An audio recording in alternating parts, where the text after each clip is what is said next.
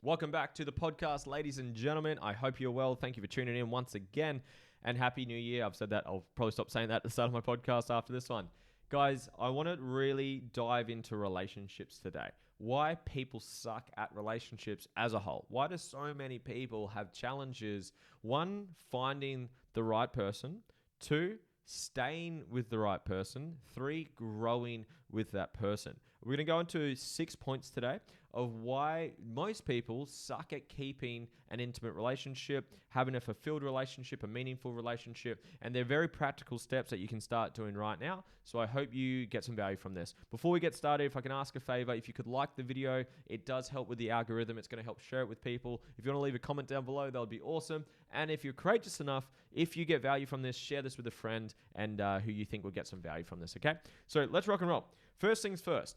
The first reason why most people suck at relationships is they have not done the inner work. The world that you live in is at its fundamental point an expression of you. So if you've got a lot of anger, a lot of frustration, a lot of hurt, a lot of wounds, a lot of trauma inside of you, that's the world that you're going to perceive, and that's the things that you're going to attract. I use this quote all the time.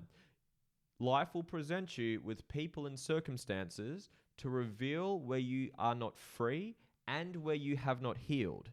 So if you have a lot of wounds, limiting beliefs, traumas, whatever it may be, inner shit that you have not worked on yet, then that's the world that you're going to attract. And there's a part B of this point is that you can only love someone else to the level that you love yourself.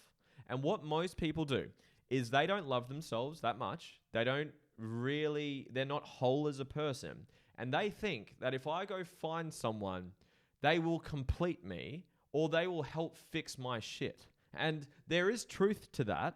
The last point that I have on this list actually addresses that point.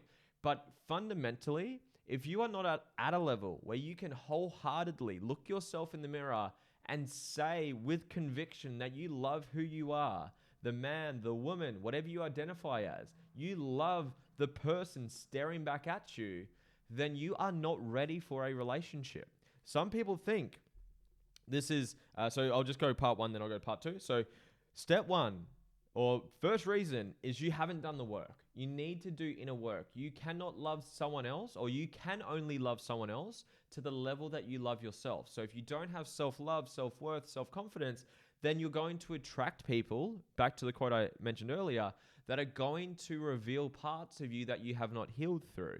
So this is another quote, a variation of that quote, is that you will continue to attract people to trigger you until you heal through the wounds that they're triggering. So for example, you might have experienced this, and maybe you know someone who has, is they get into a relationship, it doesn't work out, it turns to shit, whatever, the relationship ends. And then that person gets into another relationship and the same fucking thing happens again. It ends for similar reasons. And then what do? They get into another relationship and the same fucking thing keeps happening. They keep attracting the same people with the same problems, with the same commitment issues, with the same inner shit that they haven't worked on. But that's a reflection of you. What is it that you're not working on? What is it that you haven't healed through? What beliefs are not serving you that keeps attracting these people into your life? Because at the end of the day, you get what you tolerate in life. And life is a reflection and a mirror of who you are. So if you have a lot of chaos, a lot of hurt, a lot of wounds, a lot of pain inside of you, that's the world that you're going to perceive, and that's the world that you're going to attract. So step one is to do the inner work. And how do you do that? That is a whole can of worms, and for another podcast, I've done podcasts on that before, but it's healing through your traumas, rewiring limiting beliefs, understanding what your ego is and how to master it, how to let go, how to heal, how to forgive, how to move on, how to regulate your emotions, how to overcome anxiety, how to overcome depression. They're all things that I help people with, but there's more ways to do the work. That's just some areas that you can work on.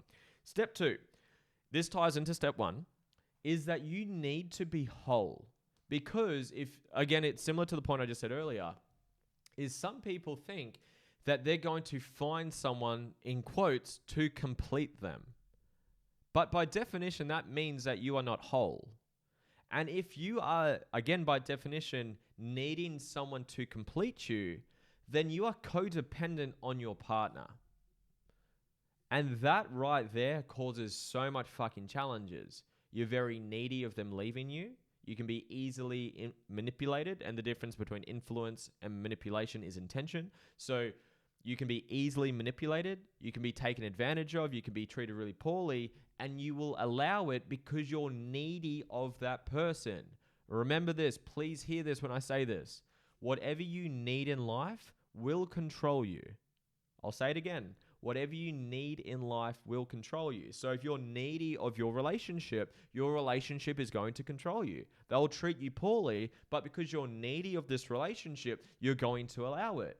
But what if you weren't needy of them? What if you were so detached from the relationship because you were so full and whole as yourself that if they treated you poorly, you were willing to set boundaries and say, hey, look, that's not something that I stand for. That's something that I don't appreciate. If this was to continue, I don't think this is going to work out between us. But most people won't have that conversation because their self-worth's low, because they haven't done the inner work, which I referred to before, and they are codependent on the partner that they're in the relationship with. So I hope you guys are starting to pick up what I'm throwing down right now. So if you're getting value from this, comment down below, please. So first step, do the inner work. You can only love someone to the level that you love yourself. Number 2, make sure you are whole. Those 2 points obviously tie very closely into each other because you do not want to be codependent on your partner. You want to be absolutely loving the life that you have, super fulfilled, super happy, healthy, living an incredible quality of life. And then you meet someone else who's also at that level, and then you guys get to grow and heal and create an incredible life together. Again, you don't need someone to fix you or to help you heal. Yes, that's one of the biggest benefits of a relationship, which I'll get to soon, but you don't want to be needy of them because then you'll be manipulated, you'll be taken advantage of, you're codependent on them, and it's not a good situation to be in. Okay, step number 3. So number 1, you've done the inner work. Number 2, you are whole and you're not needy of a relationship. Step 3 is you get clear on the vision for your relationship. Everyone's different. What does your relationship look like to you? What does your communication look like? What does your intimacy look like? What does your health look like? What does your parenting look like? What does your finances look like? What does your travel look like?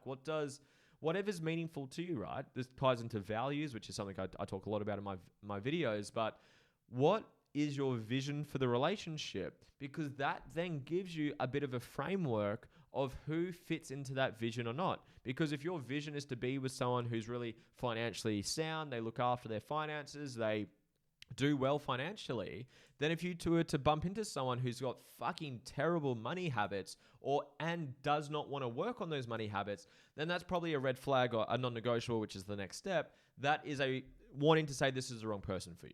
If intimacy, connection is really important to you, like say I'm quite a touchy-feely person, so if my partner hated hugging, cuddling, touching, then that's probably not going to work for me because that's part of the vision that I have, that there is intimacy, there is connection, there is affection in my relationship. So because I'm clear on what I want, I'm clear on what is going to move me towards it and what's not going to be a part of that or what's not aligned with that. So you got to get clear on your vision. So what I would recommend right now, guys, or after this podcast, grab a pen, grab some paper, write down, what is the vision for my relationship? And talk about your intimacy, talk about your connection, talk about your communication, talk about your health, talk about your parenting, talk about your finances, talk about whatever is important to you. And within that, step 4 and step 3 are quite connected, is what are your non-negotiables? Because in that vision, there will be things that are fantastic and beautiful and they are non-negotiables, and some of them might be a little bit nicer to have. But you've got to get absolutely honest with yourself, what is a non-negotiable or not. Now, just a side point on this is you've got to be fair and equitable. No one is perfect. I've got downsides. I've got upsides. My partner has upsides. She has downsides. But no one is in quotations perfect as in all they have is upsides. Everyone has downsides. So you've got to get clear on your non-negotiables, but you've got to be not reasonable, but you've got to be realistic. Not everyone is going to be the fittest person on the planet, the most financially successful person on the planet, the best communicator, the healthiest person, the best parent ever, the best at regulating their emotions, the best teacher on the planet, whatever. They're not going to be everything, but you'll have the non-negotiables that are non-negotiable for you. For me, my ones as an example is health. I could not be with someone who fundamentally does not look after their health. It's just not something that aligns with me. There's no right or wrong with that. That's just what my vision is. Secondly, is growth orientated. So someone who's constantly working on themselves. Because if you are growth orientated, and growth is life, by the way, so I'd recommend that most of you guys start to lean into growth a little bit more. If you're listening to this podcast, you must at some level be interested in learning and growing. But if, for example, say your partner does not grow and you do, then every time you grow, you create more of a gap and separation between each other. So your communication, your connection, your intimacy is starting to dilute, and it's going to become more and more disconnected from each other. So that's why it's so important, in my opinion, to make sure that you guys are continually growing together. So that's my second non-negotiable. And third one for me, it depends on, again, what it is that you want out of your partner, but I am very attracted to the feminine energy, okay? So there's feminine, masculine energy. I do talk about that in other podcasts, but you want to get really clear on, again, for me, the feminine, the flowy, the creative, the beautiful energy that my partner is a non-negotiable for me. Some people want a more masculine partner, and feminine and masculine is not just male and female. You can have a more masculine female, and you can have a more feminine male. So it's not gender specific. It's you both have both roles in you, but you will have your either a more masculine or feminine driven person, or you might be more of a neutral person as well, which is certainly the case as well for some people. But get clear again, what's the type of energy that you want within your relationship? So step 4 was, what are your non-negotiables? Step 5, set boundaries, expectations, and consequences. Now that is, if you don't do the previous steps, that's why I've got this in order. Excuse me. If you do not do the previous steps, this won't be possible. Because if your self-worth is low, if you haven't done the inner work, if you haven't got clear on your vision, if you haven't got clear on your non-negotiables, then you're not going to set boundaries or enforce them. Because again, no one's perfect. Every relationship is growing and evolving continuously. You're going to learn what they are as you go. So I learn things about Georgia learns things about me that are boundaries. Like for me, my work is very important. I'm very mission driven. I'm very impact driven. I'm very driven business-wise in terms of my mission, because business allows me to live my mission. So I have boundaries around the amount of work that I want to do. I love working. I worked on Christmas Day because I wanted to do a bit of work. We had done all the family time and I wanted to do some work. So I've got boundaries around the work I like to do. Georgia has boundaries around herself, her time for herself. So she gets the house to herself where I leave for do work purposes. She has a lot of boundaries around her health, around her family. You just got to get clear on what are your boundaries, but again, what are your consequences?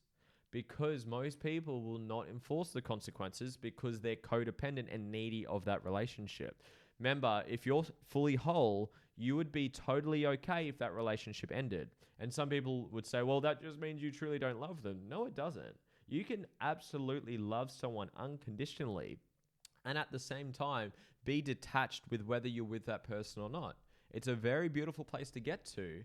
It takes a lot of inner work, a lot of self-work, a lot of healing, but is absolutely possible to get there. But most people don't do the inner work. They just they meet someone on Tinder or Bumble or out at a bar. They get together, they have sex. There's a bit of chemistry there. There's no compatibility, which is another way you can look at relationships. And they don't address any of this stuff. They don't address their inner work. They haven't done the inner work. They haven't got clear on the vision for their relationship. They haven't made sure there's alignment with their vision with their partner. They haven't set boundaries. They haven't set expectations. They haven't set consequences. And why do you think so many fucking relationships fail? Because they haven't done the fundamental shit that is needed. Now, the last step. So this is step number 6. Now, this actually ties into the first step, because something I love about a relationship is that it's where you will do most of your spiritual and personal growth. It's where you will heal your wounds the most. Because just remember this quote, I do use this a lot. Whenever you're triggered, it's revealing a wound that you haven't healed through. So think about when you're triggered, whether it's the traffic, whether it's your friends, whether it's your family, whether it's your partner, when they're triggering you, it's revealing a wound that has not been healed through yet. And the person or the people that get to know you the deepest, they're going to trigger the most amount of wounds in you. And guess where that happens the most? In an intimate relationship. So this, again, I don't want you to confuse. I want you to see the difference between step 1 and step 6 here. Step 1 is you must do inner work to a level that you love yourself.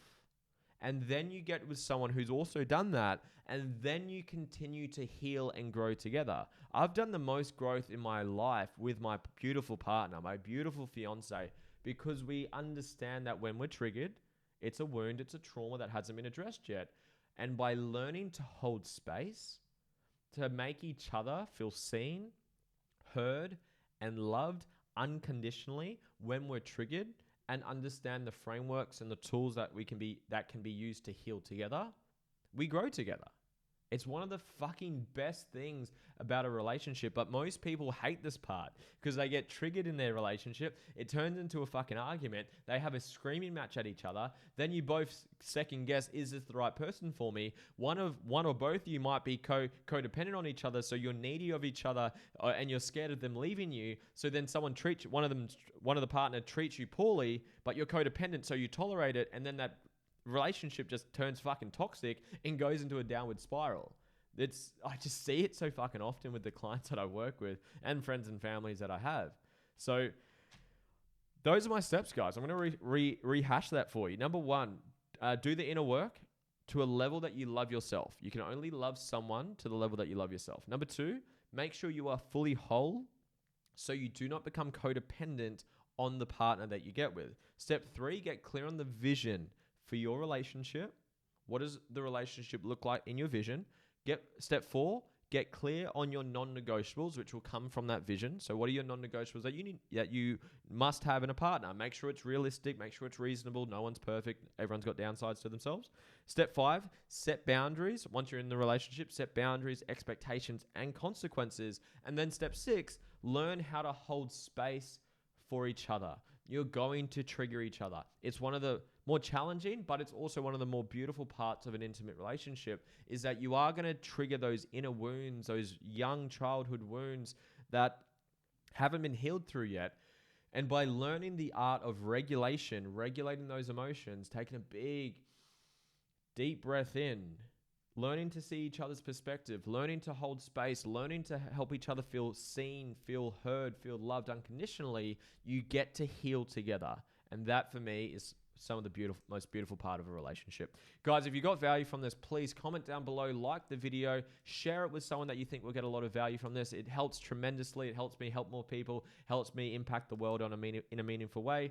Thank you for joining me on this podcast. If you are interested in connecting with me, doing some inner work, working on yourself, whether it's personally, professionally, emotionally, whether it's business, whether it's your relationship, whether it's whatever it may be, and you think that I can help you and you're ready to work on yourself, you're ready to put the work in, there is a link down below for a free strategy call with me personally for 30 minutes where we connect, identify the bottlenecks or the pain points or whatever's stopping you from moving forward, and we come up with a strategy of how to break through on it. If you're keen on that, guys, it's absolutely free. It's with me. Click the link below. I look forward to connecting with you. Much love. Have a beautiful day. See you soon.